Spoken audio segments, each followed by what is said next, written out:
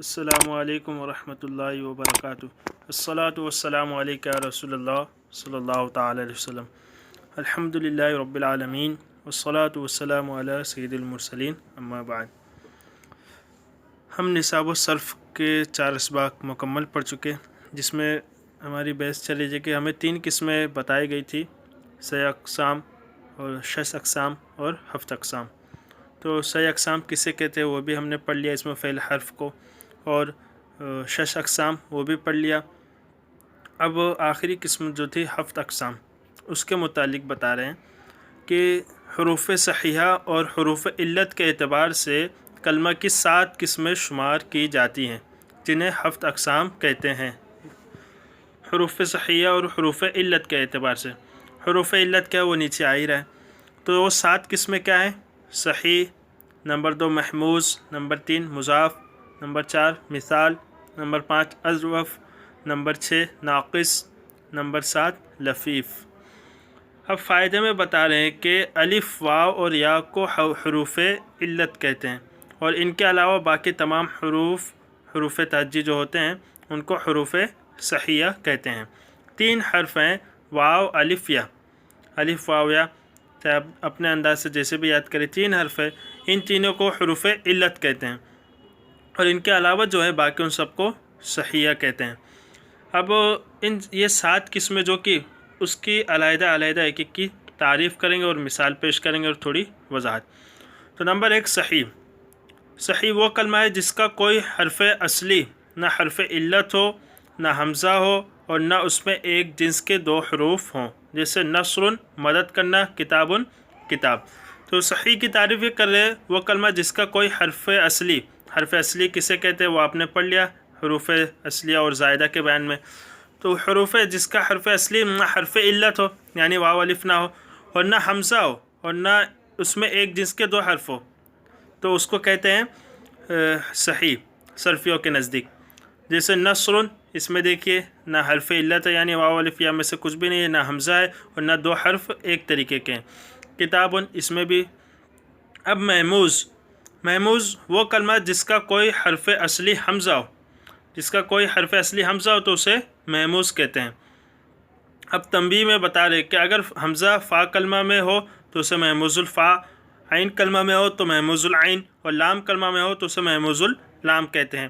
جیسے اکل، یعنی کھانا، تو اس میں دیکھیے فا کلمہ کی جگہ یہ ہے فعل کے وزن پر، اکل فعل، تو فا کلمہ کی جگہ کیا ہے؟ حمزہ، تو یہ فا کلمہ کی جگہ اس لیے کہیں گے اس کو محموز الفا، جس کے حروف اصلی میں حمزہ ہو تو اسے کہتے ہیں محموز۔ اب اس میں فا کلمہ کی جگہ ہو تو محموز الفا، عین کلمہ کی جگہ ہو تو محموز العین، لام کلمہ کی جگہ ہو تو محموز اللام۔ تو اکل یہ ہو گئے محموز الفا کی مثال۔ رأس، یا عین کلمہ کی جگہ حمزہ ہے تو محموز العین، اور قرأ اس نے پڑھا، تو اس میں اخیر میں لام کلمہ کی جگہ حرف حمزہ ہے تو یہ ہو جائے گا محموز اللام۔ نمبر 3 مضاعف کی تعریف کر رہے وہ کلمہ جس میں 2 حروف اصلی ایک جنس کے ہو، یعنی ایک ہی طریقے کے ہوں۔ جیسے مدن، یعنی کھینچنا، تو یہاں پہ اصل میں یہ کہا تھا مددن، 2 دال تھے، دونوں ایک طریقے کے تھے، اس کو ادغام کر دیا۔ اب ادغام کے قواعد آگے انشاءاللہ آئیں گے۔ تنبیہ وہ کلمہ اگر ثلاثی ہو تو اسے مضاعف ثلاثی اور اگر رباعی ہو تو اسے مضاعف رباعی کہتے ہیں۔ جیسے فرن بھاگنا، اور یہ ثلاثی اس میں فررن تھا، 2 را تھے تو ادغام کر دیا۔ اور غرغرتن یہ ہو گیا رباعی، اب اس میں رباعی ہے تو اس کو کہیں گے رباعی، مضاعف رباعی۔ تو اگر ثلاثی سے ہو تو اسے مضاعف ثلاثی کہیں گے، رباعی سے ہو تو مضاعف رباعی۔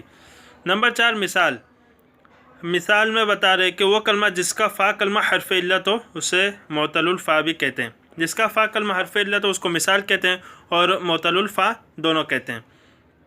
تنبیہ میں بتا رہے اگر فا کلمہ میں واقع ہونے والا حرف علت واو ہو تو اس کلمہ کو مثال واوی، اور اگر یا ہو تو اس میں مثال یائی کہتے ہیں۔ جیسے واعظ، نصیحت کرنا، یتیم ہونا۔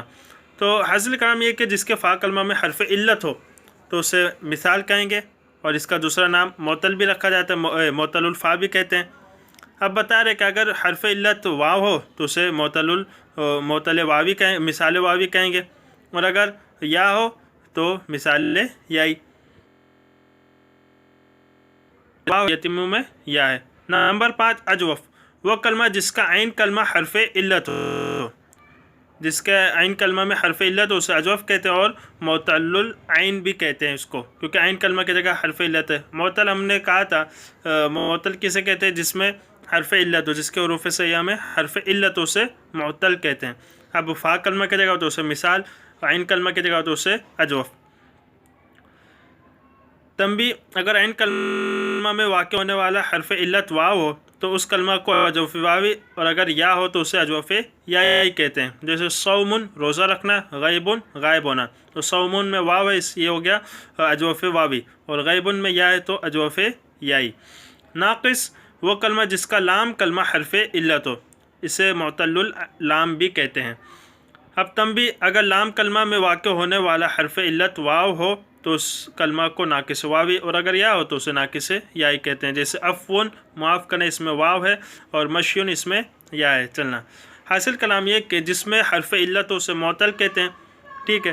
اب چونکہ 3 کلمہ اوزان مقرر کیے تھے، فا اور لائن، فا عین اور لام، یہ 3 اوزان مقرر کیے گئے تھے، تو اگر فا کلمہ کی جگہ حرف علت ہو تو اسے مثال کہیں گے اور معتل الفا، اور عین کلمہ کی جگہ ہو تو اجوف کہیں گے اور معتل العین بھی کہتے ہیں، اور لام کلمہ کی جگہ ہو تو اسے ناقص کہتے ہیں اور معتل اللام بھی کہتے ہیں۔ اب پھر حرف علت چونکہ واو بھی آ سکتا ہے یا بھی، تو اگر حرف علت واو ہو تو اسے واوی والا کہہ دیں گے، مثال واوی، اجوف واوی یا ناقص واوی۔ اگر یا ہو تو اجوف یائی یا مثال یائی، ناقص یائی۔ اب بتا رہے نمبر 7 لفیف، وہ کلمہ جس کے حروف اصلیہ میں 2 حروف علت ہوں۔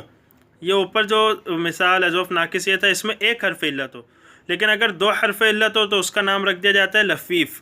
جیسے طیّن لپیٹنا، اس میں دیکھیے 2 حرف علت ہے، آخر میں یا، ان دونوں کا ادغام کر دیا۔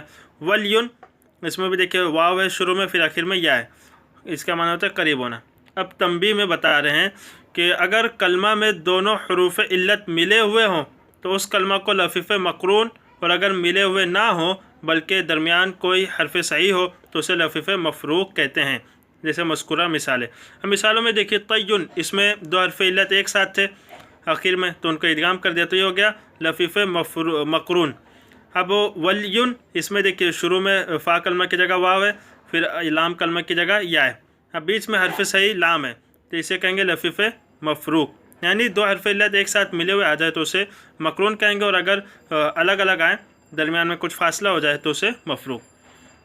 اب فائدہ، مندرجہ بالا 7 اقسام مندرجہ ذیل فارسی شعر میں مذکور ہیں، چونکہ سب کے الگ الگ طریقے ہوتے ہیں، کسی کو سوال جواب کی شکل میں پڑھنے میں مزہ آتا ہے، اور کسی کو شعر و شاعری کے انداز میں، تو اس لیے فارسی میں ایک شعر میں اس 7 قسموں کو جمع کر دیا ہے۔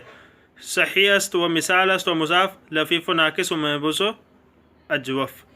اب بتا رہے تنبیہ، بعض صرفیین ان اقسام کو 10 شمار کرتے ہیں، جو زیادہ صحیح اکثر لوگوں نے 7 اقسام شمار کیا، لیکن بعض جو ہیں اس کو 10 شمار کرتے ہیں۔ اب وہ کس طریقے سے؟ قسمیں وہی ہوں گی، بس اس میں تھوڑا طوالت ہو جائے گی۔ دیکھیے کیسے 10 کیسے کرتے ہیں؟ صحیح، محموز الفا، محموز العین، محموز اللام، مثال اجوف، ناقص، لفیف مقرون، لفیف مفروق، مضاف، تو یہ ہو گئی 10۔ تو محموز کو اوپر 1 شمار کیا تھا، اب چونکہ محموز تینوں جگہ آ سکتے ہیں، حمزہ فا کلمہ کی جگہ، عین کلمہ کے لام کی جگہ، تو 3 ان کا نام دے دیا، تو اس طریقے سے 10 ہو گئی۔ تو ان 10 اقسام کو 10 اقسام کہتے ہیں، اور بعض ان اقسام میں مضاف کو 2 شمار کرتے ہیں، مضاف ثلاثی، مضاف رباعی، تو اس طرح یہ کل 11 قسمیں بن جاتی ہیں، جنہیں 11 اقسام کہتے ہیں۔ اور بعض حضرات ان اقسام میں سے صرف 4 قسمیں شمار کرتے ہیں، صحیح، محموز، معتل اور مضاف، انہیں 4 اقسام کو 4 اقسام کہا جاتا ہے۔ تو یہ قسمیں وہی ہیں، بس کسی نے ایک قسم کی جو 3 قسمیں ہو رہی تھی معتل کی، تو اس کی 3 کر دیا، محموز کی 3 کر دیے، لیکن مختصراً جو دیکھیں اگر ہم تو وہ 4 ہی بنتی ہیں، صحیح، محموز، معتل اور مضاف، پھر ان کی قسمیں ہوتی جاتی ہیں۔ اب سوالات ہیں تو اس کو آپ انشاءاللہ حل کریے، اور پہلے تو سبق کو اچھے سے پڑھ لیجئے، پورا سبق کا محاصل اس سوالات میں ہے، یہ سوالات آپ نے حل کر لیے تو انشاءاللہ سبق تو ایسے ہی آپ کو یاد ہو جائے گا۔ السلام علیکم ورحمۃ